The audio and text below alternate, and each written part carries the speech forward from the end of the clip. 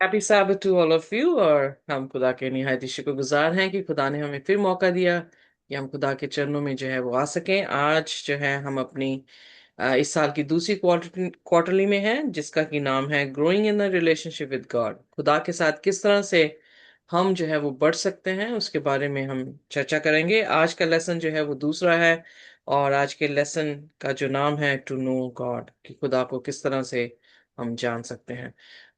हम इससे पहले आगे अपनी लेसन स्टडी में जाएं। हम जानते हैं कि पिछली बार हमने देखा किस तरह से सेल्फ चेक करना हमारी जिंदगी में कितना जरूरी है, कि हम अपने आप को देख सके कि हम कहाँ पे खड़े हैं। सो उसी तरह से आज ये देखना कि अपने आप को और खुदा को कैसे जाने, क्योंकि खुदा को जानना जो है वो अनंत जीवन है। उसके बारे में आज थोड़ी सी चर्चा की जाएगी। सो इससे पहले कि हम अपनी लेसन स्टडी में जाएं, आइए अपने सिरों को झुकाएंगे और हम प्रार्थना में जाएंगे। हमारे स्वर्गीय खुदावंद, हम आपके शुक्रगुजार हैं, धन्यवाद करते हैं कि आप हमारे परमेश्वर हैं, और आसमान में हम किसी और को नहीं, सिर्फ आप ही को जानते हैं। बहुत सारी चैलेंजेस, बहुत सारे खुदावंद कंफ्यूजन्स, और बहुत सारे ऐसे दोस्त हैं जो खुदावंद बहुत ही कंफ्यूज हैं और आपके बारे में ज्यादा नहीं जानते हैं। आज का लेसन हमें सिखाता है कि हम आपको कैसे जान सकते हैं। आपने खुदावन ये जवाब हमें दिया है, हम शुक्रगुजार हैं कि आप हमारे खुदावन हैं और आप हर कदम पर हमारी मदद करते हैं। हम अपने इस छोटे से ग्रुप को भी आपके हाथों में देते हैं प्रभु, कि आप हमारे गुनाह गलतियों को माफ करते हुए हमें कबूल करें, अपने पवित्र लहू से धो दे के साफ कर दें, पाकरू दे, ताकि खुदावन हम आपको समझ सकें।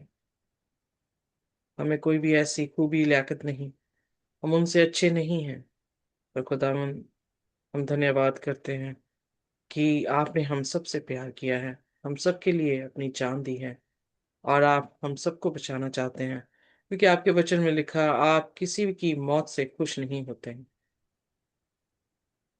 हमें कुव्वत और ताकत दे ताकि हम आप में बढ़ सके खुदावन। आज के कलाम को भी खुदावन आपके कदमों में लेकर आते हैं। ये आपका कलाम है, ये आप खुद हैं। हम चाहते हैं खुदावन कि आप बोलें और हम सुने, आप बढ़े और हम घटे, और आपका नाम मुबारक ठहरे। हमें आशीष और बरकत दे। इस प्रार्थना को यीशु के नाम से मांगते हैं, आमीन। Amen. आमीन। सो आइए अपनी याद करने की आयत को जो है वो देखेंगे, जो कि यूहन्ना उसका 17 और उसकी तीसरी आयत है, जो कि मेरी बहुत ही मनपसंद आयत है, और मैं हमेशा इस आयत को जो हूँ बोलती हूँ। यूहन्ना की अंजील उसका 17 अध्याय और उसका तीसरा वचन।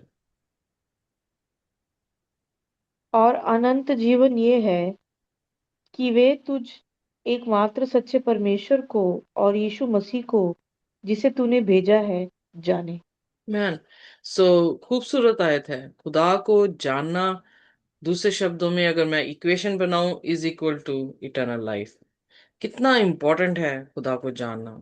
और प्रश्न ये उठता है कि हम खुदा को कैसे जान सकते हैं। क्या जो हम सोचते हैं या हम एक्सपीरियंस कर रहे हैं, या हमारे तजुर्बे, एक्सपीरियंस ही है, तजुर्बों को हम जब देखते हैं तो क्या हम खुदा को जान पाते हैं। बहुत सारे लोग जो हैं वो खुदा पर विश्वास नहीं करते हैं, क्योंकि हाल ही में मैं बहुत सारे क्वेश्चंस के साथ जो हूँ जूझ रही हूँ। अ, एक ऐसे शख्स के साथ जूझी जिसको विश्वास नहीं है कि खुदा है, क्योंकि वो साइंस पे विश्वास कर रहा है। और साइंस ये बताती है कि इस धरती को बने हुए पता नहीं कितने लाख जो है वो साल हो चुके हैं, और बाइबल ये बताती है कि इस धरती को बने हुए जो अनुमान तरीकों से लगाया गया है कि लगभग 6,000 साल जो है वो हो चुके हैं, जो कि साइंस इस चीज को नलीफाई करती है, यानी उसको रिजेक्ट कर रही है। और जो साइंस के स्टूडेंट्स हैं वो ये सोच रहे हैं कि खुदा को कैसे आप प्रूव कर सकते हैं बिना कलाम के। एक ये सवाल। दूसरे लोगों का सवाल ये था कि कलाम हम पढ़े चाहे ना पढ़े, खुदा हमसे मोहब्बत करता है, और उसके प्यार को जो है हम एक्सेप्ट करें और रिफ्लेक्ट करें। तीसरा ये है शख्स जो ये कह रहे हैं, जो मेरे सामने आए हैं, जो ये कह रहे हैं कि खुदा जो है मोहब्बत का खुदा है, हम उस पर विश्वास करते हैं, हम दुआएं करते हैं, हम प्रार्थना करते हैं, बाइबल भी पढ़ते हैं, बट ट्रेडिशंस जो हैं वो फिर भी हम फॉलो कर रहे हैं, नो मैटर खुदा का कलाम क्या कह रहा है, नो मैटर कि इट्स वेरी क्लियर, बाइबल में दो पावर्स हैं और दो डेस्टनीज हैं, very clear, but somehow we can't follow. Okay, so यहाँ पर प्रश्न उठता है कि कैसे खुदा को हम जानेंगे? अगर अनंत जीवन हमें लेना है तो कैसे लेंगे? क्या सिर्फ ये महज ये सोचते हुए कि खुदा है ही नहीं, साइंस जो है वो कुछ और प्रूव कर रही है और खुदा का कलाम बिना पढ़े क्या हम दुनिया की किसी भी चीज को लेकर यीशु मसीह को या अ, खुदा को प्रूव कर सकते हैं कि वो है? बड़ा इंटरेस्टिंग क्वेश्चन था। और फिर उसके बाद खुदा को जानना, अगर अनंत जीवन है तो कैसे जाना जाए? क्या हम अपने एक्सपीरियंसेस से जान सकते हैं उसको? यस, एक्सपीरियंस जो है वो हमें हेल्प करती है, बट कौन सा ऐसा ठोस सबूत है जो कभी भी झूठ नहीं बोल सकता? इनफैक्ट वो उसका कलाम है। सो इसलिए बहुत सारे लोग अगर कलाम को नहीं पढ़ पाते हैं या कलाम को नहीं पढ़ेंगे तो वो किसी भी तरह से जो है वो भरमाए जा सकते हैं। बट यहाँ पर लिखा है, eternal life that they may know you the only true God. दुनिया में बहुत सारे भगवान हैं, बहुत सारे पैगंबर हैं, बहुत सारे जो है यू नो गुरु हैं, रहे हैं, बट ट्रू गॉड, और स्पेशली वहां पे जिक्र किया गया है, एंड जीसस क्राइस्ट, मसीह यीशु, whom you have sent, जिसको तूने भेजा है। सो यानी यीशु मसीह को भेजने वाला वो सच्चा खुदा, उसको जब हम जानते हैं तो हम हमेशा का जीवन पा सकते हैं। और जीसस भी जो है गॉस्पेल में ये कह रहे हैं कि जिसने मुझे देखा है उसने पिता को देखा है। सो कैसे जीसस को देख पाएंगे? खुदा के दासों से सुना हुआ कलाम हमारे लिए इनफ है। खुदा के लोग जो टेस्टमनी दे रहे हैं, क्या उनसे हम जीसस को फॉर्म करेंगे? हमारे में बहुत ज्यादा मिसअंडरस्टैंडिंग्स इस तरह से हैं कि हम खुदा को जान नहीं पाते हैं, हम अपने अनुमान लगाते हैं, और इसीलिए बहुत सारे लोग जो हैं उसकी सूरत बनाते हैं। कई बार जानवरों की तरह खुदा को जो है वो पेश किया जाता है। हम बाइबल में ऑलरेडी देख चुके हैं निर्गमन में कि किस तरह से उन्होंने काफ जो है वो खड़ा कर दिया सोने का, और उसके सामने जो है वो दंडवत करने लगे।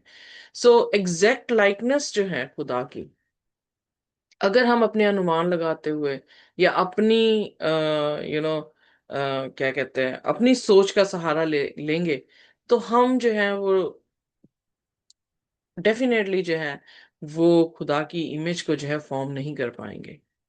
खुदा असल में है क्या, और उसको अंडरस्टैंड कैसे किया जाए, उसे कैसे ग्रास्प किया जाए, ये बिल्कुल हमारी माइंड से जो है वो परे है। क्योंकि पहली चीज ही हमें ये समझ आती है कि हम जो है वो पापी हैं और खुदा जो है वो पवित्र है।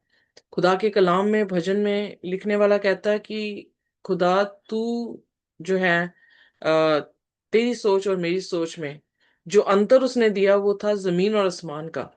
तो हम किस तरह से उसको जो है फॉर्म करें अपनी जिंदगी में?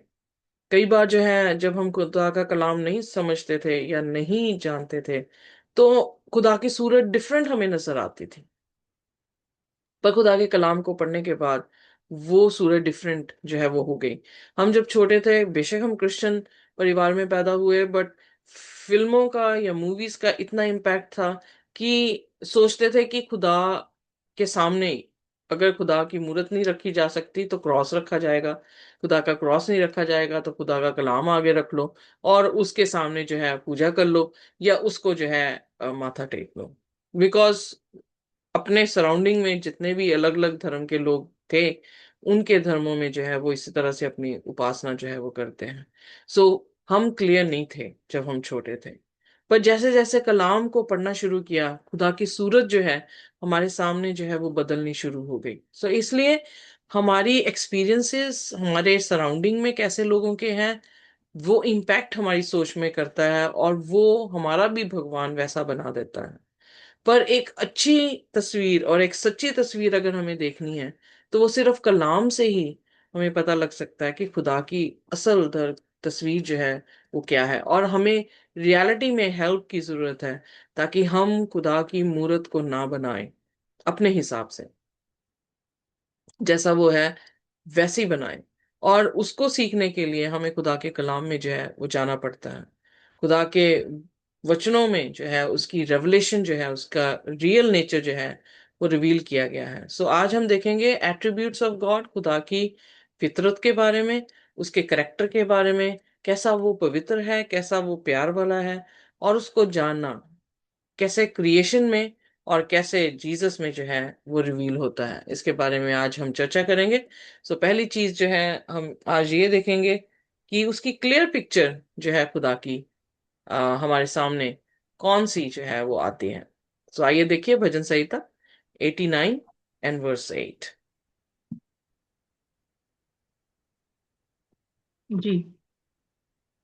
भजन संहिता 89 वर्स 8। जी। हे सेनाओं के परमेश्वर यहोवा, हे यह तेरे तुल्य कौन समर्थी है। तेरी सच्चाई तो तेरे चारों ओर है।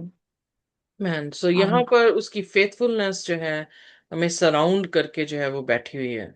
इसके बारे में थोड़ा सा और फोकस करेंगे कि खुदा जो कि गॉड ऑफ होस्ट, जिसका जिक्र ये भजन लिखने वाला ये कह रहा है कि एंजल्स की बात कर रहा है कि वो पूरे होस्ट, इवन एंजल्स और जमीन पे भी जितने लोग हैं इनफैक्ट, उन सभी का जो है वो खुदा है, और उसके जैसा कोई भी माइटी नहीं है।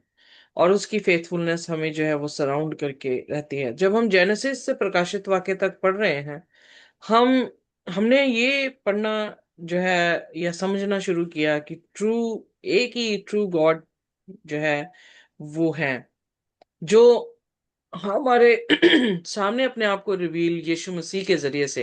वेल, हमने सारे प्रॉफिट्स को देखा, प्रॉफिट्स में अच्छाइयाँ थी, प्रॉफिट्स, कई प्रॉफिट्स थे जो गिरे भी नहीं हैं, कई प्रॉफिट्स या किंग्स ऐसे थे जो पाप में गिर गए पर फिर उठे हैं।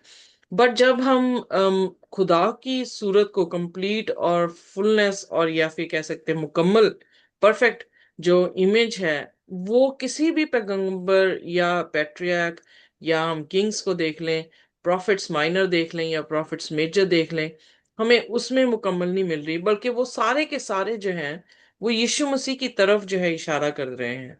और यीशु मसीह जो कि मुकम्मल खुदा की तस्वीर थी, वो हमारे सामने जो है वो पेश हुए हैं। सो इसलिए बाइबल एक ऐसी किताब है जो खुदा की तस्वीर को जो है वो बताती है, और पहली चीज ऑफर कर रहा है कि वो मोस्ट फेथफुल है। सो उसकी क्लियर जो इमेज या कंसिस्टेंट इमेज खुदा की है वो ये है कि वो हमें हमेशा अपनी फेथफुलनेस से घेरे रहता है। फेथफुलनेस उसकी हमारे प्रति क्या है कि हम चाहे पाप में ही थे, वो हमारे लिए आकर जो है वो मर गया। सो फेथफुलनेस और कंसिस्टेंसी उसकी फेथफुलनेस में क्या दिखाई देती है कि वो हमारा यहोवा यारे है, वो हमारा जो है मुहैया करने वाला, हमें बचाने वाला।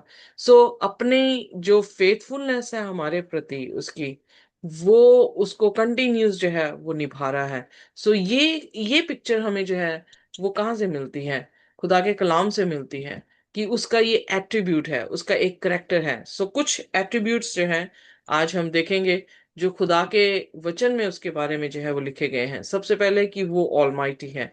आइए देखिए उत्पत्ति उसका 17 अध्याय और उसका पहला वचन।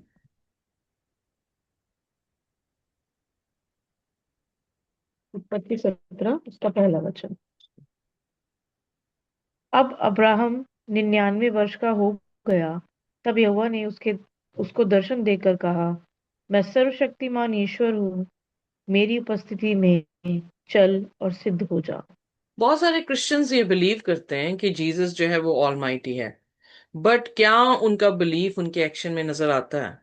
जब वो न्यूमरोलॉजी या नंबर्स को गिनना शुरू करते हैं कि इसकी डेट ऑफ बर्थ में नंबर्स कितने बन रहे हैं, जब वो ये विश्वास करते हैं कि इसके हाथों की लकीरें जो हैं वो क्या बता रही हैं, जब उनका विश्वास ये होता है कि हम जो हैं वो किसी भी किसी भी एस्ट्रोलॉजर के पास जाकर अपने भविष्य के बारे में जो है वो बताएं।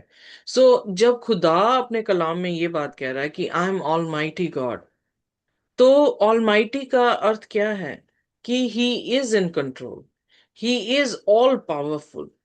जब वो पूरा पावरफुल है और हम उस पर विश्वास करते हैं, तो हमें लकीरों के ऊपर जो है विश्वास नहीं रहता, हमारा नंबर्स के ऊपर जो है वो विश्वास नहीं रहता। किसी टाइम में मैं इंटरेस्टेड हुई कि ये हाथ की लकीरें जो हैं वो क्या मकसद रखती हैं, और मैं इसके बारे में स्टडी जो हूँ वो करने लगी कि what they are talking about. But the thing is कि जो लकीरें बता रही हैं वो भी 100% जो है आपको एश्योरेंस नहीं दे रही हैं कि ये चीजें होंगी आपके साथ। सो जब वो भी 100% एश्योरेंस नहीं दे रही हैं, तो फिर कौन है जो 100% हमें सुकून दे सकता है, या कंफर्ट दे सकता है, या एश्योरेंस दे सकता है? और कोई नहीं है। एक ही चीज जो है वो नजर आती है, वो खुदा के कलाम से नजर आती है कि खुदा है जो इवन जब से हम खुदा के कलाम को पढ़ने लगे हैं, तो क्या महसूस कर रहे हैं कि अगर हम मौत की वादियों से भी होकर गुजरेंगे, जो कि भजन लिखने वाला 23 में इस तरह से बयान करता है कि मौत की वादियों से भी होकर गुजरेंगे तो खुदा हमारे साथ होगा। सो एक एश्योरेंस है। ये एश्योरेंस नहीं है कि हम प्रॉस्पर रहेंगे, पर ये एश्योरेंस है कि हम अगर गिरे भी, हम चाहे पानियों में होकर क्यों ना चलें तो पानी भी डुबो नहीं पाएगा, हम आग में होकर क्यों ना चलें, आग हमें जला नहीं पाएगी। ये एश्योरेंस ये बताती है कि खुदा जो है वो ऑलमाइटी है। और जब हम इस कदर खुदा पर भरोसा करते हैं, तो हमें फर्क नहीं पड़ता कि हमारी सिचुएशंस जो है वो कैसी होंगी। हम थोड़ा भी अपने आप को मतलब कर सकते हैं, हम अपने आप को बढ़ा भी सकते हैं। Are you getting me? पॉलूस कह रहा है, मुझे अपने आप को कम करना भी आता है, मुझे अपने आप को बढ़ाना भी आता है। क्यों ये फीलिंग्स आती हैं, या क्यों ये शख्स ऐसा कह सकता है? Because he knows God is almighty, he is in control. So किसी भी सिचुएशन में वो क्यों ना हो, वो आनंदित रहने को कह रहा है। फिलिपियों की पुस्तक उसके 4थे अध्याय में हमने ये पढ़ा। उसने कहा कि rejoice in the Lord, always I से रिजॉइस। सो खुदा में रिजॉइसिंग क्यों होती है? जब ये पता हो कि दिस पर्सन, और जिस खुदा को मैं जानता हूं, वो ऑलमाइटी खुदा है, तो हम जो है वो किसी तरह से डरते नहीं हैं। आइए देखिए, पहला यूहन्ना उसका 3 उसका 20, जो उसकी दूसरी खासियत को जो है वो बताता है, ओमनीसेंस। पहला यूहन्ना उसका 3 और उसकी 20वीं आयत। जी। क्योंकि परमेश्वर हमारे मन से बड़ा है और सब कुछ जानता है। Amen। सो यहां पर हम देखते हैं कि वो ऑलमाइटी ही नहीं है, पर वो सब कुछ जानता है। और जब हम यशाया की पुस्तक को देखते हैं, तो यशाया जो है बड़ी बखूबी से इस बारे में बयान करता है कि वो अंत को शुरुआत से जानता है। आइए देखते हैं यशाया 46 उसका जी। 9th and 10th verse. प्राचीन काल की बातें स्मरण करो, जो आरंभ ही से हैं। क्योंकि परमेश्वर मैं ही हूँ, दूसरा कोई नहीं। मैं ही परमेश्वर हूँ, मेरे तुल्य कोई भी नहीं है। मैं तो अंत की बात आदि से और प्राचीन काल से उस बात को बताता आया हूँ जो अब तक नहीं हुई। मैं कहता हूँ, मेरी युक्ति स्थिर रहेगी और मैं अपनी इच्छा को पूरी करूंगा। आमीन। तो यहाँ पर परमेश्वर का वचन कितना खूबसूरत तरीके से खुदा की एक तस्वीर को बना रहा है। एक तस्वीर दी जा रही है कि खुदा सब कुछ जानता है। और जो कोई इंसान नॉलेजेबल होता है हमारे वर्ल्ड में, अगर आप देखें, जो इंसान नॉलेजेबल है और वो उसकी जनरल आईक्यू जो है वो बहुत अच्छा हो, इंटेलिजेंट हो, उस पर भरोसा करना जो है हमें डिफिकल्ट नहीं लगता, क्योंकि हमें पता लगता है कि उसकी नॉलेज के बेस पर भी अगर वो कोई अनुमान लगाता है कि ये चीजें होने वाली हैं, तो हम झट से विश्वास कर लेते हैं। What about God? या यहाँ पर खुदा की तस्वीर जो ये शायद दे रहा है, वो ये दे रहा है, खुदा अंत को शुरुआत से ही जानता है। तो we can see how knowledgeable God is. But क्या हमारा ट्रस्ट है कि वो सब कुछ जानता है? और अगर हम उसके कलाम से उसको जानेंगे, तो हम किसी भी तरह से शर्मिंदा जो है वो नहीं होंगे।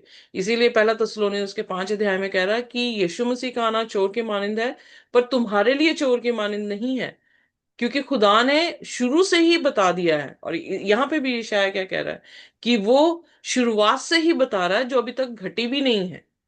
तो अगर हम उसके कलाम पर भरोसा करते हैं, उसके कलाम को पढ़ते हैं, कलाम का पढ़ना बहुत ज्यादा जरूरी इसलिए है कि हम उस चीज को जान जाएं जो उसने आदि में ही अंत को जो है बता दिया गया है, और किसी भी तरह से हम भरमाए ना जा सके। सो इसलिए खुदा ऑलमाइटी है, खुदा जो है ऑल नॉलेजेबल है। सो हमारा ट्रस्ट खुदा के ऊपर, जब उसकी नॉलेज को, जैसे ही हम अपनी बाइबल स्टडी कर रहे हैं तो हम क्या देख रहे हैं कि खुदा इतना नॉलेजेबल है कि पास्ट, फ्यूचर और प्रेजेंट तीनों में जो है उसका कलाम फिट हो रहा है। क्योंकि लोग जो है वो कभी बदले नहीं, खुदा कभी बदला नहीं, और शैतान के काम भी बदले नहीं। उसका कलाम दिया हुआ हर पीढ़ी के इंसान के लिए जो है वो नॉलेजेबल है, और हर पीढ़ी का इंसान उसे पढ़कर जो है वो बच सकता है। सो इसलिए अगर इटर्नल लाइफ चाहिए तो किसको जानना होगा? खुदावन, खुदा को। सो फ्यूचर को भी जानता है, जो कि हमने ऑलरेडी आज अभी जो है 46 उसकी 10th वर्स में बताया कि वो अंत को जो है वो पहले से ही जानता है। फिर खुदा जो है वो राइचस है। आइए देखिए भजन संहिता उसका 11 और उसका 7वां वचन। जी, 11 उसका 7वां वचन। क्योंकि यहोवा धर्मी है, वह धर्म ही के कामों से प्रसन्न रहता है, धर्मी जन उसका दर्शन पाएंगे। आमीन। आमीन। इतना ब्यूटीफुल पोर्ट्रे किया गया है कि खुदा धर्मी है। धर्मी का अर्थ क्या है? Righteous means right works. So खुदा के बीच में कोई भी गलत काम नहीं है, खुदा के बीच में कोई भी दुष्टता नहीं है। खुदा के बीच में जो भी खुदा कर रहा है वो बिल्कुल राइट करता है, यानी 100% राइट है। सो वो किससे प्रसन्न हो रहा है? जो लोग राइट वर्क करेंगे। और वो लोग क्या करेंगे? खुदा को देखेंगे, खुदा के साथ जो है वो रहेंगे। सो इसका मतलब दूल्हा जैसा है, दुल्हन वैसे दिखेगी, तो दोनों जो है वो क्या करेंगे? साथ रहेंगे। या दूसरे शब्दों में कि खुदा अगर राइचस है तो अनराइचस पर्सन उसे देख नहीं सकता। इसीलिए जब यीशु मसीह आए, मत्ती उसके 5 में यीशु मसीह ने पहाड़ी उपदेश दिया, तो 8 में क्या लिखते हैं कि जो दिल के साफ हैं वो परमेश्वर को देखेंगे। दिल के साफ यानी कोई मैल नहीं है, कोई अनराइचसनेस जो है उनमें नहीं है, वो खुदा को जो है वो देखेंगे। खुदा ऑलमाइटी है, ऑल नॉलेजेबल है, फ्यूचर को जानता है शुरुआत से, धर्मी है, सही काम करता है, खुदा मर्सीफुल भी है। आइए देखते हैं व्यवस्था विवरण उसका 4 और उसकी 31 आयत। जी, 4 उसकी 31 आयत। क्योंकि तेरा परमेश्वर यहोवा दयालु ईश्वर है, वह तुमको ना तो छोड़ेगा और ना नष्ट करेगा, और जो वाचा उसने तेरे पितरों से शपथ खाकर बांधी है, उसको कभी नहीं भूलेगा। सो यहाँ पर हम देखते हैं वो कितना दयालु है कि जो शपथ उसने खाई है वो कभी नहीं भूलेगा। और इसीलिए भजन संहिता में जब हम 15 अध्याय पढ़ते हैं तो वहां पे लिखा कौन उसके पहाड़ में टिका रहेगा, तो वहां पर बयान किया गया है कि जो शपथ खा के भूलता नहीं वो उस पहाड़ पर जो है वो टिका रहेगा। सो कहने का अर्थ यह है कि खुदा का करेक्टर हमें कहाँ से दिखता है, और खुदा की कलीसिया का करेक्टर कैसा होना चाहिए, कैसा रिफ्लेक्शन हमारी होनी चाहिए, वो भी खुदा के कलाम से हमें जो है वो दिखती है। सो खुदा हमारा दयालु है, और खुदा नॉलेजेबल है, ऑलमाइटी है, और पेशेंट है, यानी सब्र रखने वाला हमारा खुदा है जो हमें कंफर्ट भी देता है। आइए देखते हैं रोमियो उसका 15 अध्याय और उसका 5वां वचन। जी, धीरज और शांति का दाता परमेश्वर तुम्हें ये वरदान दे कि मसीह यीशु के अनुसार आपस में एक मन रहो, ताकि तुम एक मन और एक स्वर में हमारे प्रभु यीशु मसीह के पिता परमेश्वर की स्तुति करो। आमीन। तो यहाँ पर हम देख सकते हैं कि खुदा कितना सब्र वाला है और कंफर्टिंग है, जो हमें भी वैसे ही बनने को जो है वो कह रहा है। फिर हम देखते हैं ग्रेस के बारे में कि खुदा किस तरह से अनुग्रह करता है। बहुत सारे क्रिश्चियंस जो हैं इसी चीज में कंफ्यूज हैं कि खुदा ग्रेशियस है, खुदा अपनी मर्सी हमें दे रहा है, यानी अपनी दया के अनुसार उसकी कुर्बानी से हम जो है वो बच गए हैं, और अब हम खुदा के कलाम को पढ़े चाहे ना पढ़े, खुदा से उसके हुक्म को माने चाहे ना माने, God is love, God is loving us. So grace को उन्होंने जो है ग्रांटेड ले लिया है कि ग्रेस ही काफी है। हम उस ग्रेस को लेकर यू टर्न ना ले, लें या ना ले, डजेंट मैटर एट ऑल। सो यहाँ पर जो है गॉस्पल इनकम्प्लीट है, और ये गॉस्पल या खुदा की ये वाली तस्वीर इनकम्प्लीट जो है उनके पास पहुंची है, और वो इनकम्प्लीट तस्वीर को लेकर अगर चलेंगे तो यकीनन है कि वो पास नहीं हो पाएंगे। Am I right? Right. Am I clear? तो जैसे कि आपको पूरी क्लियर। किताब जो है वो सिलेबस में दी जाए, और आप 2 चैप्टर पढ़ के कहें कि मैंने जो है वो सारी किताब पढ़ ली, अब मैं पास हो जाऊंगा, और प्रश्न सारी किताब से आपके पास आ रहे हैं, तो आप कितने सवाल के जवाब जो है वो दे पाएंगे? सो इसी तरह से खुदा के साथ भी हमारा रिश्ता है। खुदा को पूरा जानना जो है वो जरूरी है, उसकी तस्वीर पूरी जो है वो जाने। बिट एंड पीसेस जैसे पजल में हम फिक्स करते हैं और एक तस्वीर खूबसूरत बनती है, वो कलाम ही है जो हमें उन सभी पीसेस को जोड़कर एक तस्वीर को बनाता है, ताकि हम किसी तरह से भी गलत तस्वीर खुदा की, चाहे जानवरों के रूप में, पक्षियों के रूप में, इंसानों के रूप में, या फरिश्तों के रूप में अगर हम बनाकर उसकी पूजा कर रहे हैं, तो वी विल फेल। जी। और फिर आगे जो है बयान किया गया है खुदा कैसा है, फॉरगिविंग है। भजन संहिता 86 उसका 5th वर्स जो है वो बताता है कि खुदा किस तरह से हमें फॉरगिव करता है। आइए पढ़ देते हैं भजन 86 वर्स 5। जी। क्योंकि हे प्रभु, तू भला और क्षमा करने वाला है, और जितने तुझे पुकारते हैं उन सबों के लिए तू अति करुणा में है। और मत्ती 6 में जो है उसकी 14वीं आयत में इस तरह से लिखा है कि जब यीशु मसीह दुबाई जी। रुबानी सिखा रहे हैं कि तुम एक दूसरे के पापों को माफ करो जैसे पिता ने तुम्हारे पापों को माफ किया। सो हम यहाँ पर देख सकते हैं कि खुदा जो है वो हमें माफ करता है। खुदा माफ करता है, पर हम बार बार गुनाह करते जाएंगे ये सोच के कि खुदा है और वो हमें माफ कर देगा। That is also not good, कि हम उसको ग्रांटेड ले रहे हैं, खुदा को, उसकी माफी को ग्रांटेड ले रहे हैं, और इस कारणवश जो है हम अपनी निजात को जो है वो खो सकते हैं। सो इसलिए यीशु मसीह ने ये दुआ गतसमनी में की, जो कि यूहन्ना 17 अध्याय उसकी 3री आयत में, कि परमेश्वर, हमेशा का जीवन ये है कि लोग एक सच्चे खुदा को और यीशु मसीह को जिसको उसने भेजा है उसको जाने। सो उसको जानना खुदा के कलाम से है, और खुदा का कलाम जो है वो बखूबी हमें बताता है कि खुदा जो है वो कैसा है। सो रॉयल है खुदा। सो आइए देखते हैं भजन संहिता 47 उसका 8th वचन,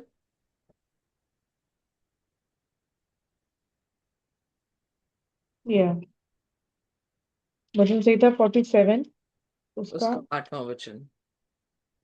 परमेश्वर जाति जाति पर राज्य करता है, परमेश्वर अपने पवित्र सिंहासन पर विराजमान है। तो यहाँ पर हम उसकी रॉयल्टी को देखते हैं कि खुदा का अपना तख्त है जो कि पवित्र तख्त है।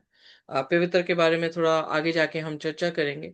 But God is royal, God has his reign. So खुदा जो है वो अपने तख्त पर जो है वो राज्य कर रहा है। फिर खुदा इटर्नल है। जेनेसिस 21 उसका 33 आयत यीशु मसीह खुदा की जो है हमेशा तक उसकी अवधि जिंदगी के बारे में जो है वो बयान करता है। आइए पढ़ते हैं 21 उसका 33। फिर अब्राहम ने बेशर्बा में झाऊ का एक वृक्ष लगाया और वहां यहोवा से, जो सनातन ईश्वर है, प्रार्थना की। या सो यहाँ पर हम बयान मतलब खुदा के कलाम में बयान देख रहे हैं कि खुदा क्या है, इटर्नल है। इसीलिए यीशु मसीह ने प्रकाशित वाक्य में जब अपने आप को यूहन्ना, जब पतमस टापू में था, वहां पर अपने आप को रिवील किया, तो वहां पर यही कहा गया, मैं ही अल्फा हूँ, मैं ही ओमेगा हूँ, मैं यानी मैं ही जो हूँ वो सनातन हूँ। पर जब हम उत्पत्ति उसके 3 अध्याय में आए थे, जब हमने देखा कि किस तरह से सर्प ने या शैतान ने जो है हवा को बहकाया, तो क्या उसका बेस था जिसमें उसने जो है उसको पाप करने में कायल कर दिया। It's all about the attribute he showed. Satan ने वहां पर जो है खुदा को सेल्फिश दिखाया, खुदा को ट्रांसपेरेंट नहीं दिखाया, क्योंकि उसने कहा कि खुदा ने जैसे तुमसे कुछ चीज छुपाई हुई है, अगर ये फल खा लोगे तो तुम खुदा के जैसे उसके मानिंद दिखोगे। बेरस खुदा ने ये कहा था तुम फल खाओगे मर जाओगे। शैतान क्या कह रहा है कि तुम फल खाओगे तो मरोगे नहीं। Are you with me? या कहां पर हम गिर सकते हैं, कहां पर हमारे पहले माँ बाप गिरे हैं? खुदा के एट्रीब्यूट्स पर उनके पास शक था कि खुदा कैसा है। आज जी। लोग इतने डिफरेंट बिलीफ्स में क्यों हैं? Because they don't know God. और खुदा को ना जानने के कारण वर्ष क्या हो रहा है, शैतान उनको फुसफुसा रहा है खुदा के बारे में। They are just accepting it and they are confuse. खुदा का कलाम या ही हमें सारी कंफ्यूजन से बाहर निकाल सकता है, क्योंकि खुदा का कलाम ही उसकी सूरत को बना रहा है। अगर हम अपने एक्सपीरियंसेस से, लोगों के कहने पर खुदा की कोई भी मूरत अपने दिमाग में रख के बैठे हैं, तो वो खुदा की मूरत नहीं होगी। क्योंकि शैतान ही फर्स्ट जो है जिसने खुदा के विरोध में बलवा किया, उसका मुद्दा ही ये था कि खुदा ऐसा है, ऐसा नहीं है।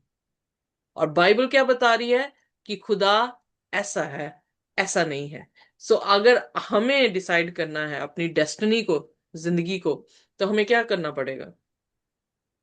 लोगों की बातें सुनकर विश्वास करना पड़ेगा, या प्रोफेसीज को सुन के विश्वास करना पड़ेगा, या लोगों के कैसे भगवान है उनको देखकर, या अपने एक्सपीरियंसेस को देखकर हम खुदा पर विश्वास करेंगे? एक्सपीरियंस क्या था कि किसी ने मुझे कहा कि मैं प्रेयर कर रहा था कि खुदा, छोटी सी प्रेयर थी बचपन से, खुदा मुझे गाड़ी चाहिए, और मैं 17 साल में जो हूँ, 17 साल में या 17 साल की उम्र में मैं गाड़ी चलाने लग गया। Is that God? क्या हम डिफाइन कर सकते हैं इस एक्सपीरियंस से या टेस्टिमनी से कि खुदा कैसा है? क्या खुदा हुक्म के अगेंस्ट आपको ये करने देगा, जबकि लैंड का हुक्म नहीं था? Are you getting me? या बट उस जी। इंसान के शख्स में खुदा की तस्वीर क्या हुई कि खुदा ने मुझे 16-17 साल में गाड़ी चलाई और मैं गाड़ी चला रहा था। मेरी प्रार्थना जो है वो सुनी गई। कल मैं ये प्रार्थना जी। करूँ कि मुझे किसी का कत्ल करना, खुदा मुझे चाकू दे दे, और मुझे चाकू जो है वो किचन में मिल जाए, तो क्या मैं कहूंगी? नहीं, नहीं, is not God. Definitely. So clear picture किसी भी तरीके से हम अपने एक्सपीरियंसेस से नहीं ले सकते हैं, टेस्टमनी से नहीं ले सकते हैं। कोई मुआवजा हुआ है तो नहीं ले सकते हैं। वी डोंट नो कौन मुआवजा कर रहा है। हवा के लिए भी मुआवजा कौन कर रहा था? उसके लिए मुआवजा ये था कि सांप कैसे बोला। उसके लिए मुआवजा था कि हाँ। सांप उसको कैसे मेस्मराइज कर रहा है। So my friends, it's very important कि we should know the word of God. We should not believe on the word of people. We should not believe what is happening around us. We should not believe the miracles, prophecies. We should believe what the word of God is saying to us. So word of God खुदा के character को जो है वो बताता है। और क्या बताता है, आइए देखिए यशायाह उसका 6, उसका तीसरा वचन, जो बताता है कि खुदा पवित्र है। अब ये पवित्र शब्द का क्या अर्थ है? पढ़ते मेरे साथ यशायाह उसका 6 और उसका 3।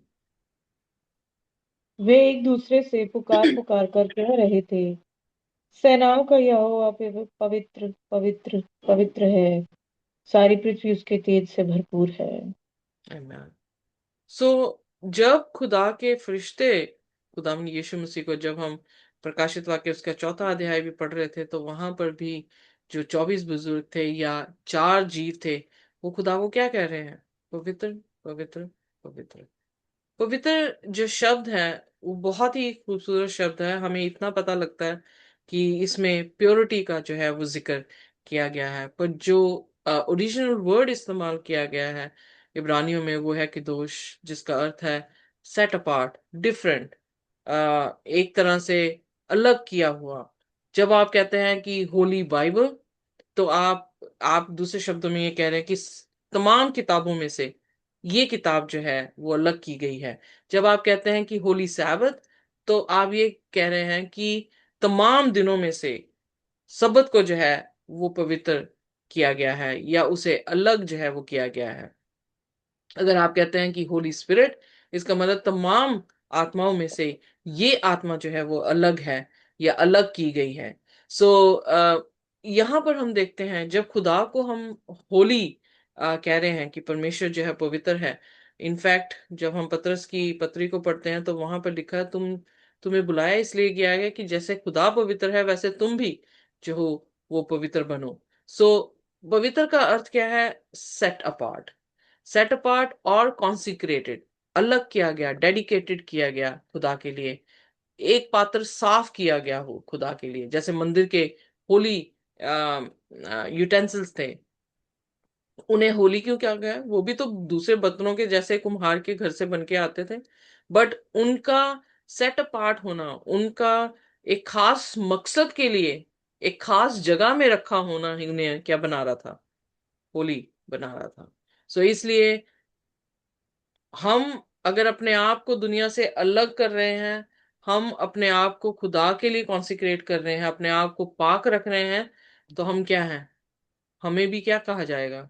कि वी आर होली। सो खुदा में कोई भी पाप नहीं है। अगर वो अपने आप को खुदा होली कह रहा है, तो इसका मतलब कि वो आम दुनिया के जैसा नहीं है या शैतान के जैसा नहीं है। इसलिए यीशु मसीह की जो मिशन था इस धरती पर आने का, और जो भी गॉस्पल खुदा यीशु मसीह ने दिया, उन्होंने अपना कंपैरिजन शैतान के साथ जब किया, तो वो बार बार ये कह रहे थे, जब हम यूहन्ना 10 उसकी 10 में ये पढ़ते हैं कि चोर चोरी करने आता है, मारने आता है, घात करने आता है, बट मैं इसलिए आया हूं कि मैं तुम्हें क्या दूं? जीवन दूं। सो एक कंट्रास्ट जो है वहां पे खड़ा किया गया कि शैतान जो है वो मारने के लिए है, पर यीशु मसीह क्या है?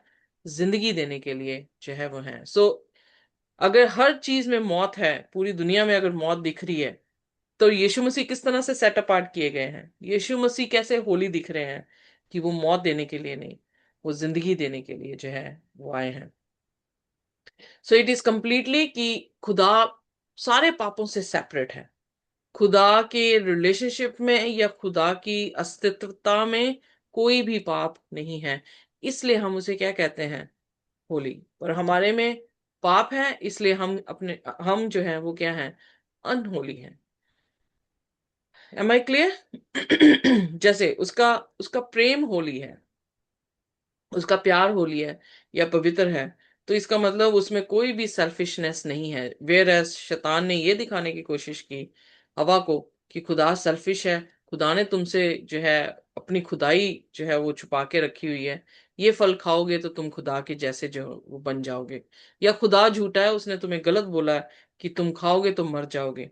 यू नो सो अटैक इस पे कर रहा है शैतान का। शुरू से ये मकसद रहा कि खुदा की तस्वीर को गलत जो है वो पेश किया जाए। उसे चाहे वो चार हाथों में दिखाए, चाहे वो एक हाथों में दिखाए, चाहे दो हाथों में भगवान बना के दिखाए, वो मैटर उसको नहीं करता कि कितने हाथों के कितनी आंखें उसकी दिखा रहा है, कितने हाथ खुदा के दिखा रहा है। मैटर ये करता है कि वो किसी भी तरह से झूठ बना के आपके सामने पेश कर दे खुदा को, तो वो सक्सेसफुल है।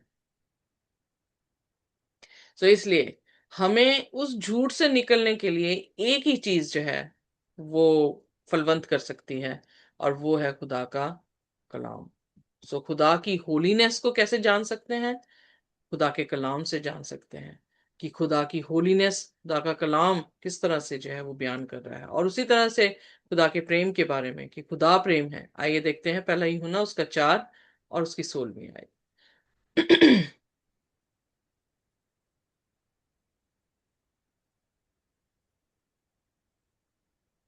जी। जो प्रेम परमेश्वर हमसे रखता है उसको हम जान गए और हमें उसका विश्वास है। परमेश्वर प्रेम है और जो प्रेम में बना रहता है वह परमेश्वर में बना रहता है तो और यहाँ परमेश्वर पर उसमें बना रहता है। एमैन एमैन, यहाँ पर हम जान गए, खुदावन यीशु मसीह के चेले यीशु मसीह के साथ मुलाकात करके खुदा के प्रेम को जो है वो देखकर उसके क्रूस पर, और फिर उसके बाद उसकी आत्मा से भरकर जो है जब प्रचार कर रहे हैं, तो क्या प्रचार कर रहे हैं कि खुदा प्रेम है, उसके करेक्टर को दिखा रहे हैं। जैसे हमने मूसा निर्गमन उसका 34 चैप्टर में जब हमने देखा कि मूसा जो है खुदा यीशु मसीह को या खुदा को देखना चाह रहा है, और पीठ को देखता है और खुदा पुकारता हुआ अपना नाम, अपने करेक्टर को वहां पे उसके सामने जो है वो बयान कर रहा है। सो खुदा का बेसिकली जो फोकस है अपनी इमेज को देने का, वो करेक्टर बेस्ड है। यू नो ये नहीं कि उसने अपनी अपेयरेंस नहीं दी, उसने अपनी अपेयरेंस भी दी कि किस तरह से अगले लेसन्स में हम जाएंगे कि किस तरह से वो देहधारी हुआ, हमारे जैसा जिस्म उसने लेकर हमें जो है वो प्यार किया। पर यहाँ पर हम देखते हैं कि खुदा जो है, जो कोई भी उसके प्रेम में बना है वो उसमें बना है।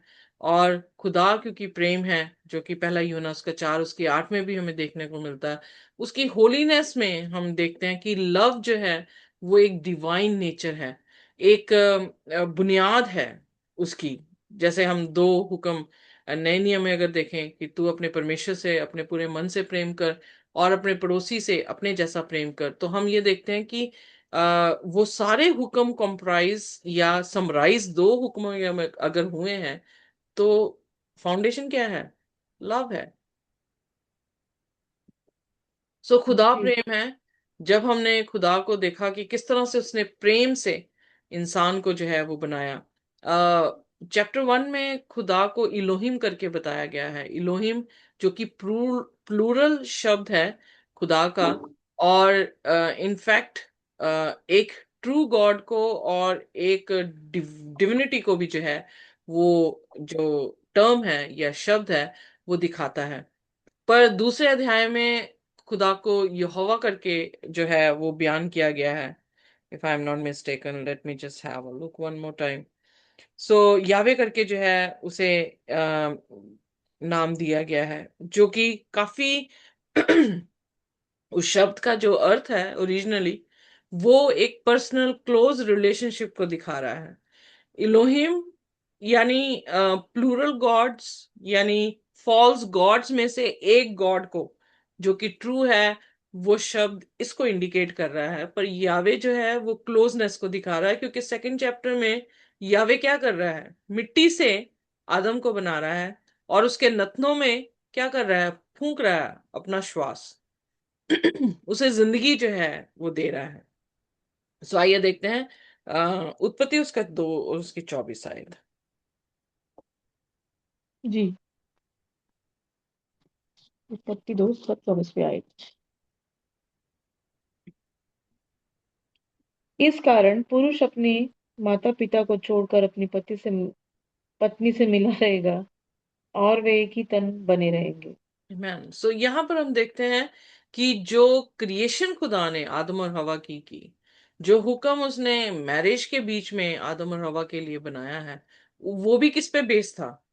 प्रेम के बेस था कि वो दोनों जो है एक तन बने रहेंगे, जो कि खुदा की इमेज है। पिता पुत्र पवित्र आत्मा तीन है पर एक है।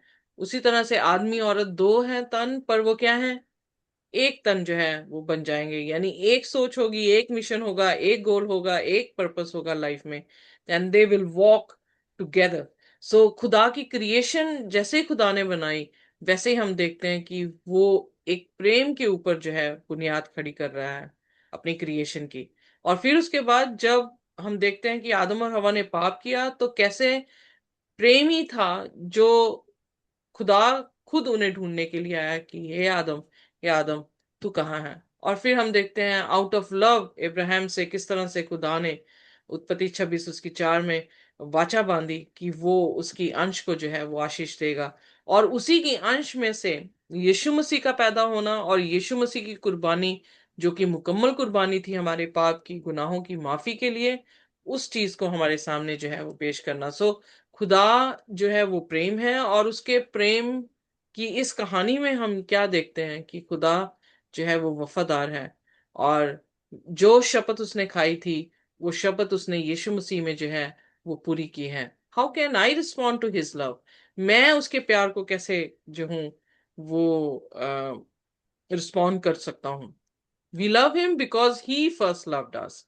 पहला यूना उसका 4 उसकी 19 आयत में, क्योंकि उसने पहले हमसे प्रेम किया, इसलिए हम उससे क्या करते हैं, प्रेम करते हैं। सो गॉड इज लव। जो कोई भी उसमें उसके प्यार में बना रहता है, खुदावन उसमें बना जो है वो रहता है। सो इसके करेक्टर को जानना अनंत जीवन है। और उसका करेक्टर ये है कि जो कि मैंने एक भी बताया कि मेरा दोस्त ये सोचता है कि खुदा के प्रेम को लेना और उसके प्रेम को लोगों तक जो है रिफ्लेक्ट करना एक नेचर है। पर खुदा की एट्रीब्यूट्स बहुत हैं, और उन एट्रीब्यूट्स को समझना जो है हमारे लिए उतना ही जरूरी है जितना ये कि खुदा प्रेम है और हमें उसके प्रेम को रिफ्लेक्ट करना है। खुदा ने किस तरह से क्रिएशन में जो है अपने आप को दिखाया, आइए देखते हैं भजन संहिता उसका 19 अध्याय और उसकी पहली आयत। हम्म। आकाश परमेश्वर की महिमा का वर्णन कर रहा है और आकाश मंडल उसकी हस्तकला को प्रकट कर रहा है। सो यहाँ पर उसकी महिमा को जो है आकाश, जैसे मैंने हमेशा कहा कि आप नेचर में जाते हैं, आप नेचर के बनत को देखते हैं, तो मैं हमेशा एडमायर करती हूँ कि खुदा कितना आर्टिस्टिक है। खुदा जो है, अगर यही चीज जो मैं नजरों से देख रही हूँ, कल चांद जो है वो बहुत ही प्यारा दिख रहा था। मैं गाड़ी से आ रही थी और मैंने रात को जो है चांद देखा। तो जहां पे मैंने गाड़ी अपनी पार्क की वहां से चांद नहीं दिख रहा था, तो मुझे वॉक करके जाना पड़ा उस जगह पे जहां पे मुझे चांद दिखे। और मैं चांद को निहार रही थी और देख रही थी कि कितना खूबसूरत खुदा ने जो है इसको बनाया। उसे मैं कैप्चर करने की कोशिश कर रही हूँ अपने तस्वीरों के जरिए से या कैमरे के जरिए से, मैं कैप्चर नहीं कर पा रही हूँ जो मेरी आंखें देख रही हैं खूबसूरती को। उस खूबसूरती का एक भी अंश जो है मुझे कैमरे में जो है वो नजर नहीं आ रहा। सो कहने का अर्थ यह है कि अगर हमारी आंखें खुली हों, अगर हम खुदा की तरबियत को जान रहे हैं, तो हेवन में बनी हुई चीजें भी हमें क्या कर रही हैं, उसकी हस्तकला को जो है वो दिखा रही हैं, उसकी हैंडी वर्क को जो है वो दिखा रही हैं। पर अगर हम खुदा को जानते नहीं है, तो ये सारी चीजें पहले व्यर्थ थी। चांद पहले भी आता था पर एडमायर नहीं किया था, सूरज पहले भी उदय था, एडमायर नहीं किया था, बादल थे पर कभी देखा नहीं ध्यान से। M I right? राइट। पर जब खुदा के कलाम को पढ़ने लगे हैं तो ये छोटी छोटी आर्टिस्टिक, इवन मैं कई पेड़ों को कैप्चर कर रही हूँ और अपनी जो है इंस्टाग्राम में डाल रही हूँ। उन पेड़ों में एक पत्ता भी नहीं है, पर उन पेड़ों की खूबसूरती को मैं निहार रही हूँ। क्यों? Because I know God, he is creative, he is artistic. खुदा किस तरह से आर्ट कर रहा है और इतनी बारीकी से टहनियां किस तरह को मुड़ रही हैं, कैसे शेप ले रही हैं, उस चीज में भी अब ध्यान देना जो है वो शुरू हो चुका है। सो यकीन जानिए, खुदा अपनी क्रिएशन के जरिए से भी जो है हमारे साथ बात करता है, और उसकी क्रिएशन जो है इतनी खूबसूरत है कि वो ये बताती है कि खुदा कितना आर्टिस्टिक है। जैसे मैंने कहा इलोहिम, इलोहिम जो ट्रांसलेशन है वो प्लूरल है, यानी फॉल्स गॉड्स में से एक ऐसा गॉड जो ट्रू है उसके बारे में बात की गई है कि उसने आदि में हेवंस एंड अर्थ जो है बनाया। इसलिए कहा in the beginning God Elohim created. So out of all the false gods, one true God created, one created heavens and the earth. It presents us with the creator. So जो ये introduce कर रहा है कि there is a creator. और उसके वचन से हमें ये जानने को मिलता, जब यूना उसका पहला उसका पहला वचन करते हैं कि आदि में वचन था, वचन परमेश्वर के साथ था और वचन ही परमेश्वर था।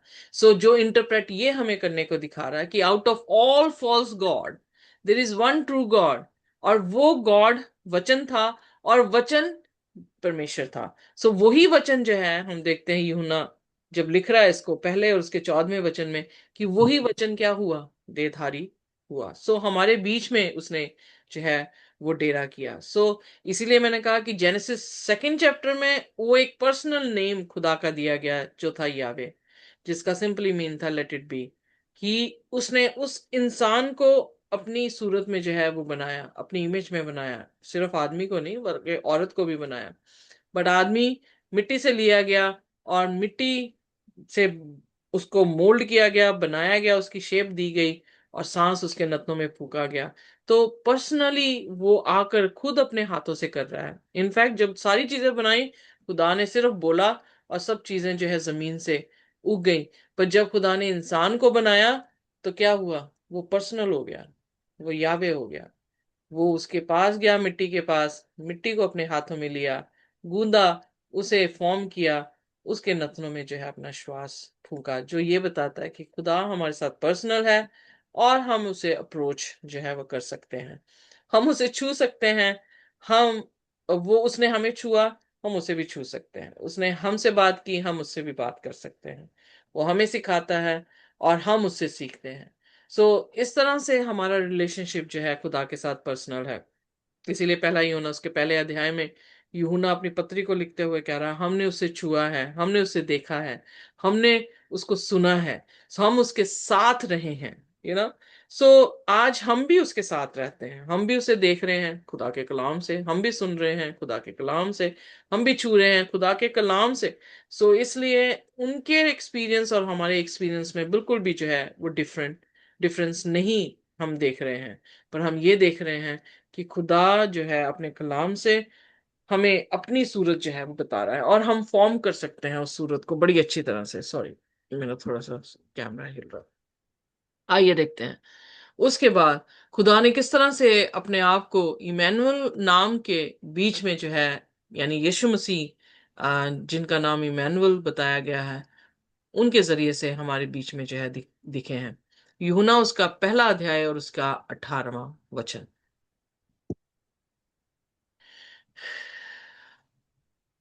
यूहन्ना पहला उसका 18वां वचन।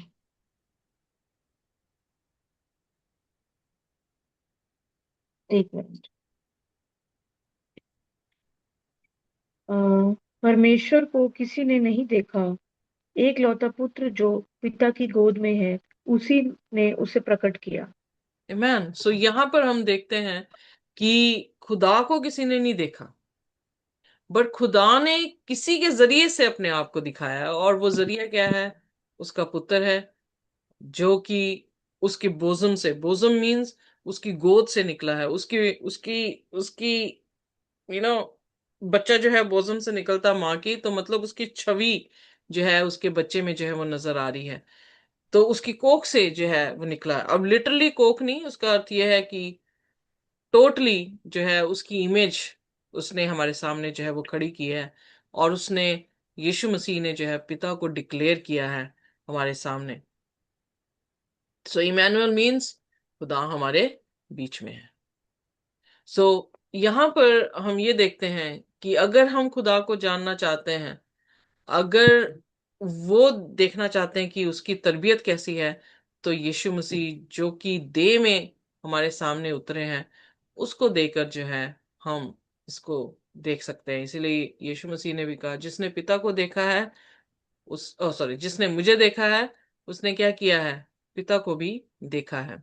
सो गतसमनी में जब प्रार्थना प्रभु यीशु मसीह यूहन्ना उसका 17 अध्याय में कर रहे हैं, तो उनकी प्रार्थना ही ये है कि जैसे हम एक हैं, वैसे मेरे चेले भी मुझ में और तुझ में जो है वो क्या हो जाए? एक हो जाए। जैसे हम एक दूसरे में अबाइड करते हैं, उसी तरह से जो है ये भी हम में जो है वो अबाइड करें। इस तरह से प्रभु यीशु मसीह में हम खुदा की सूरत को जो है वो देख सकते हैं। पर अगर खुदा का कलाम हमें समझ नहीं आता है, या हम खुदा के कलाम को नहीं समझ पा रहे हैं, तो हम अपने ही तरीके से, अपनी ही सोच के अनुसार यीशु मसीह को बना लेते हैं। और कई बार इस तरह से होता है कि अपनी सोच के अनुसार जहां पर हम कंफर्टेबल हैं, यीशु मसीह सिर्फ उतना ही है। यानी आपने यीशु मसीह का हाथ पकड़ लिया है, पर होल जीसस जो है वो आपके पास नहीं है। बिना, इसीलिए यीशु मसीह ने कहा, मैं दाखलता हूं, तुम टानियां हूं, जो कोई मुझ में बना रहता है वो फलवंत जो है वो होता है।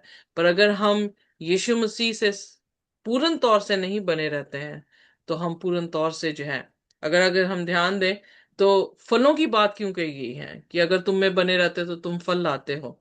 फल जो आत्मा के हैं वो एट्रीब्यूट्स को क्यों दिखा रहे हैं? क्योंकि वो एट्रीब्यूट्स किसके हैं? वो तरबियत किसकी है? खुदावंद खुदा की है। सो इसलिए जो उसके साथ बना है वो उसकी तरबियत को जो है वो प्रोड्यूस कर रहा है, और जब हम उसकी तरबियत को प्रोड्यूस करते हैं तो हम खुदा के जैसे नजर आते हैं और ऐसा लगता है कि खुदा हमारे बीच में है। सो ये चार गॉस्पल जो इवेंजलिस्ट रहे हैं उन्होंने किस तरह से जो है वो प्रेजेंट किया है खुदा को। मती को जब हम देखते हैं, वो एक यहूदी और यहूदियों से बात कर रहा है और अपने आप को मसीहा और हर प्रोफेसी जो है अपने आप में फुलफिल होते हुए, उस प्रोमिसेस को फुलफिल होते हुए जो है वो दिखा रहा है। मती का जो लिखना है वो ये उसका आ, आ, आ, क्या कह सकते हैं, गोल है। फिर उसके बाद मरकुस की इंजील जब हम देखते हैं तो वो यहूदी होते हुए जेंटाइल्स को कैसे अप्रोच कर रहा है और उन्हें कैसे उनकी सेवा कर रहा है, उसके बारे में जो है वो बयान कर रहा है। सो यानी अगर हम याद करें तो चार जीव प्रकाशित वाक्य में देखे हैं, इजिकियल में भी हमने चार जीवों का जिक्र किया है। और फिर हम जब नंबर्स को देख रहे थे तो उनके पहले 5 अध्यायों में जब उनको ऑर्डर में रखा गया और उनके बैनर्स जो हैं वो दिए गए, तो कौन मुखिया, कौन सा गोत्र किस दिशा में मुखिया था, उससे भी हमें ये चार जीव जो है वो नजर आते हैं, जिसमें कि शेर के मानिंद और बोल्ड जो कि सेवकाई की चिन्ह को जो है वो दिखाता है। सो मरकुस, मती और लूका और यूहन्ना, ये उन्हीं चार जीवों को, उन्हीं चार तरबियतों को अपने गॉस्पल में जो है वो पेश कर रहे हैं। From a gentile to gentiles, जहां पे ह्यूमेन और कंपैशन जो है वो दिखाई देता है। फिर उसके बाद यूहन्ना जो है वो प्रभु यीशु मसीह को किस तरह से यहूदियों के बीच में भी पेश कर रहा है और जेंटाइल्स के बीच में भी जो है वो पेश कर रहा है, जिसमें वो फिजिकल और स्पिरिचुअल लाइफ के बारे में जो है वो जिक्र कर रहा है। सो जब हम खुदा के कलाम को देख रहे हैं तो खुदा का कलाम उसकी तरबियत को जो है वो बार बार दिखा रहा है, और उसकी तरबियत को ही जानना जो है उसकी इमेज है, उसका स्वरूप है, जो स्वरूप वो हमें, अपना स्वरूप हमें जो है वो ढूंढ रहा है। और उसकी कलीसिया में जो उसके प्रकाशित वाक्य 12 अध्याय में हम पढ़ रहे थे कि वो अपनी कलीसिया को जो कि पवित्र है उसको लेने के लिए आ रहा है, तो उसकी कलीसिया में क्या है, यीशु मसीह की गवाही है और उसके हुक्म है, ताकि वो उसके जैसे जो है वो दिख सके। सो यहाँ पर लिखा है, thousands have a false conception of God and his attributes. God is a God of truth, justice, mercy are the attribute of his throne. He is a God of love, of pity, and tender compassion. Thus, he is represented in his Son of a Savior. He is a God of patience and long suffering. If such is the being whom we adore, or to whose character we are seeking to assimilate, we are worshipping the true God.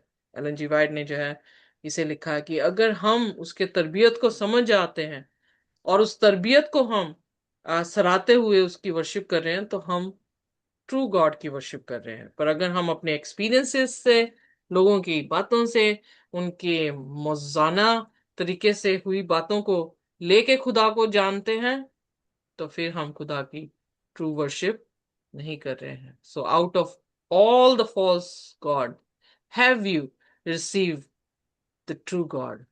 सारे झूठे भगवानों में से क्या आपने सच्चा मसीह, सच्चा खुदा जो है वो पा लिया है? प्रश्न ये उठता है। सो आइए हम परमेश्वर के कलाम के जरिए से उसकी तरबियत को जाने, ताकि हम उसकी वर्शिप, जो सच्चा खुदा है, उसकी जो है वो कर सके, शैतान की ना करें। आमीन। Amen. कोई भी जन जो है वो हमारे लिए इस समय प्रार्थना कर सकता है।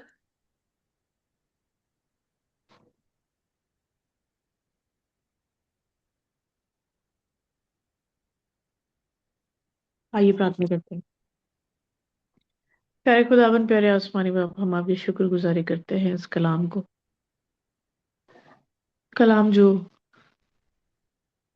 तेरा पाँव, तेरा वचन हमारे पाँव के लिए दीपक, हमारे मार्ग के लिए उजाला है खुदावन। ये वो कलाम है खुदावन जो हमें रोशनी, अंधकार में दी हुई जो रोशनी है,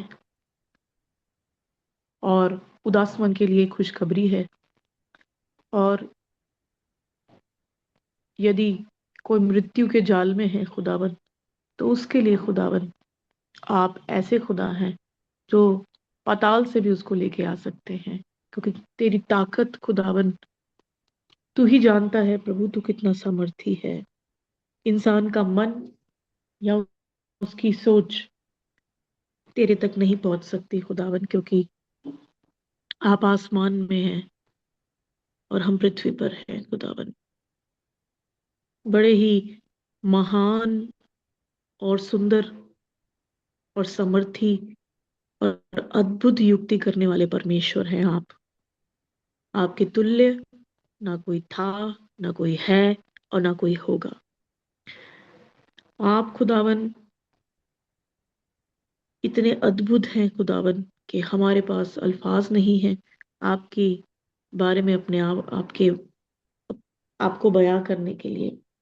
और हम सिर्फ आपको यही कह सकते हैं कि आप पवित्र और श्वेत है और अति सामर्थी खुदा है। हम आपकी शुक्रगुजारी करते हैं आज के इस कलाम को लेकर जो तूने हमें बख्शा, हमें अपने करीब आने का मौका दिया।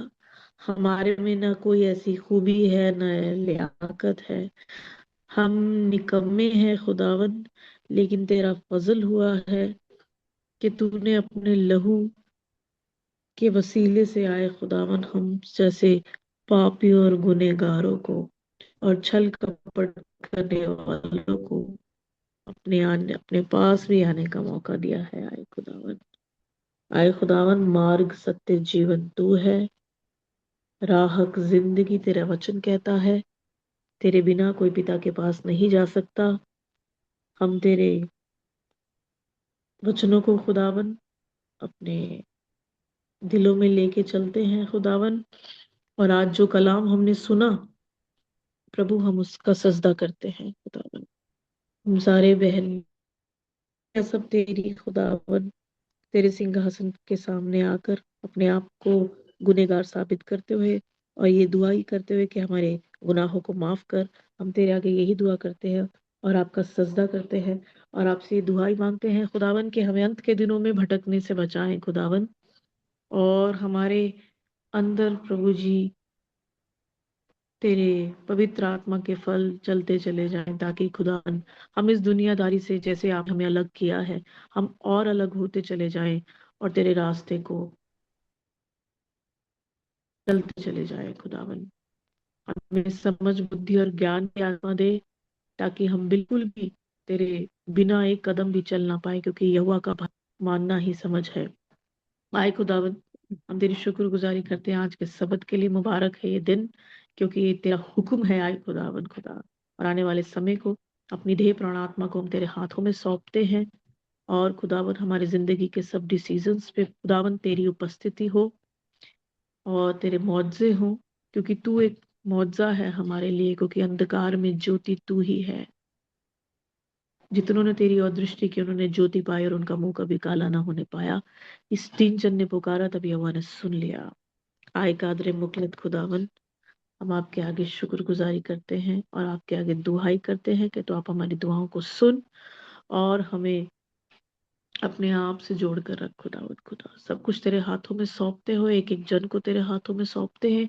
इन सब की फैमिलीज पे तेरा फजल चाहते हैं, इनके बड़े बुजुर्गों पे और इनके भाई बहनों पे, इनके सिबलिंग्स जो भी हैं, और इनके तमाम इनके बच्चों के ऊपर, और आए खुदावन इनके साथियों के ऊपर।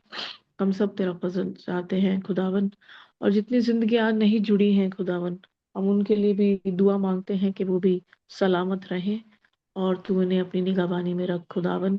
और जावेज के मम्मी डैडी की जो एनिवर्सरी थी खुदा बाप, हम तेरी शुक्रगुजारी करते हैं और तूने जैसे उनको जोड़ा है हमेशा वैसे ही रख और उन्हें बहुत आयात से इस्तेमाल कर, ताकि वो तेरी खिदमत में बढ़ते चले जाएं और फाइनेंशियली, स्पिरिचुअली, मेंटली, फिजिकली उनको बढ़ाता चल।